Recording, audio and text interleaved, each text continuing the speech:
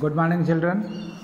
आज हम आउटसाइडर कहानी में कुछ प्रश्नों के उत्तर ढूंढेंगे, जिसमें से पहला प्रश्न हमें दिखाई पड़ रहा है कि सिद्ध करें कि आउटसाइडर कहानी कर्तव्य बोध और स्वार्थ के दो ध्रुवों के बीच झूलती हुई एक पारिवारिक कहानी है, अथवा आउटसाइडर कहानी के संदर्भ में भारतीय नारी के प्रति नारी के अस्वस्थ दृष्टिकोण की चर्चा करें। यानी कि इस कहानी के माध्यम से लेखक ने ये बताने का प्रयास किया है कि एक महिला दूसरी महिला को उतनी सम्मान और प्यार की दृष्टि से नहीं देखती। ये मालती जोशी जी ने इस कहानी के माध्यम से सिद्ध करने का प्रयास किया है, जहाँ पर नीलम एक पारिवारिक महिला है, उसके कई भाई और कई बहनें हैं। उसकी माँ बाप जल्दी ही स्वर्गवासी हो जाते हैं, इसलिए वह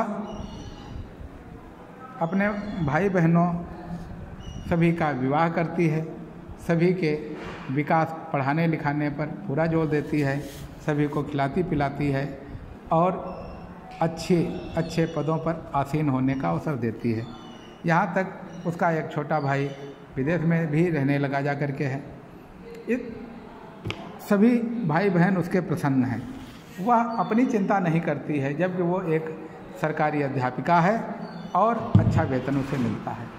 वह ये नहीं चाहती है कि उनके भाई बहन उससे दूर रहें और उनको किसी भी प्रकार की हानि हो, किसी प्रकार का नुकसान हो, उनको जीवन में किसी भी प्रकार की कमी हो।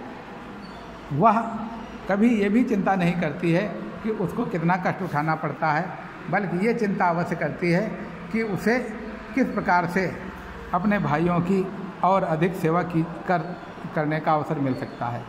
वह दुख तो उठा सकती है, लेकिन अपने भाई बहनों को दुख के सागर में जाने नहीं देना चाहती। जब उसके भाई और बहन तथा उसके जो भाई की पत्नियां हैं, बहुएं हैं, वे सब हट करते हैं कि दीदी अब आपको भी शादी कर लेनी चाहिए, क्योंकि आपने हम सब की शादी की है, अब आपको भी अपना घर बसाना चाहिए।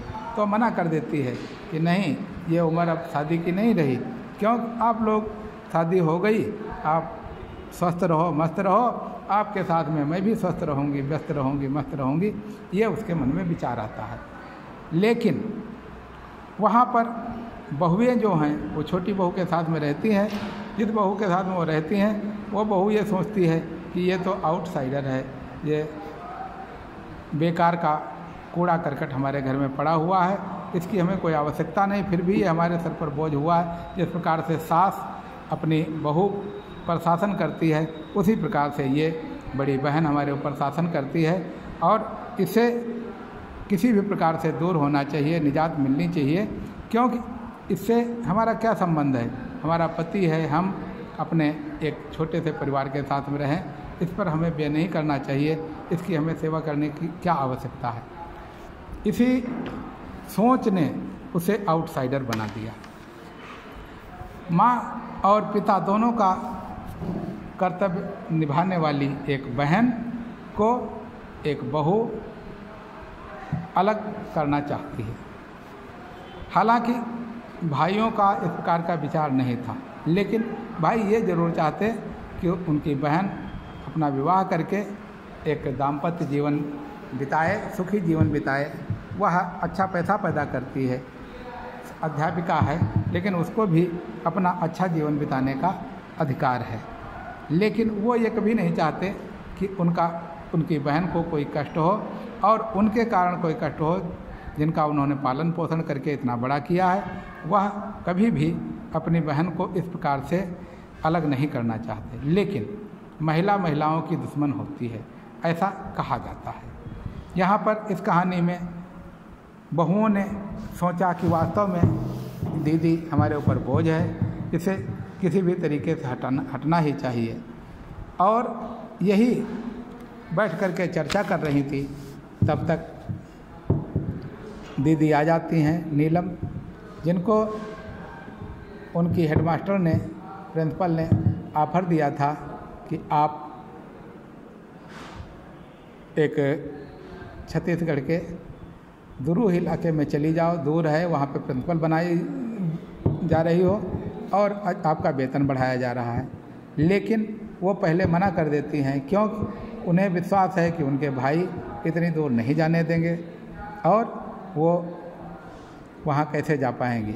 लेकिन जब वो घर आती हैं तो घर पर अपनी बहू के द्वारा, जिसके लिए वो अपना सर्वस्व न्यौछावर कर रही थी, उस बहू के द्वारा जब ये सुनती हैं कि वो बड़ी बहू से कह रही है कि अरे ये तो दीदी तुम तो चली जाओगी और ये हमारे सीने पर पीपल की भांति जमी रहेंगी, तो इस प्रकार से ये लगने लगता है कि मैं एक फालतू सामान की तरह इस घर में पड़ी हूँ।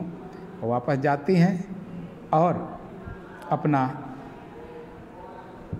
ट्रांसफ़र लेटर ले लेती हैं अपनी अध्यापिका से कह करके कि मैं वहाँ जाने के लिए तैयार हूँ, और जा कर के वहाँ ज्वाइन करती हैं।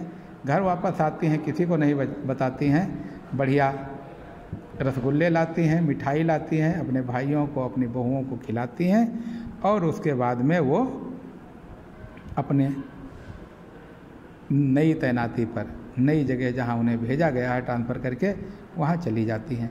इस प्रकार से इस कहानी में हमें ऐसा प्रतीत होता है कि एक महिला ही दूसरी महिला का तिरस्कार करती है, अपमान करती है और अपने स्वार्थ के कारण उसे दूर रखना चाहती है। इस कहानी में दो कर्तव्य बोध और स्वार्थ, ये दो ध्रुव बन जाते हैं। जहाँ पर कर्तव्य बोध है वो बड़ी बहन नीलम करती हैं, नीलम को कर्तव्य बोध है, और जहाँ पर स्वार्थ की बात है तो बहुओं का स्वार्थ है। बहुएं अपने स्वार्थ के कारण उनको अपने साथ में नहीं रखना चाहती। धन्यवाद बच्चों। इस कहानी में ऐसा प्रतीत होता है, आपको अपनी अभ्यास पुस्तिका में इस प्रश्न का उत्तर लिखना चाहिए। धन्यवाद।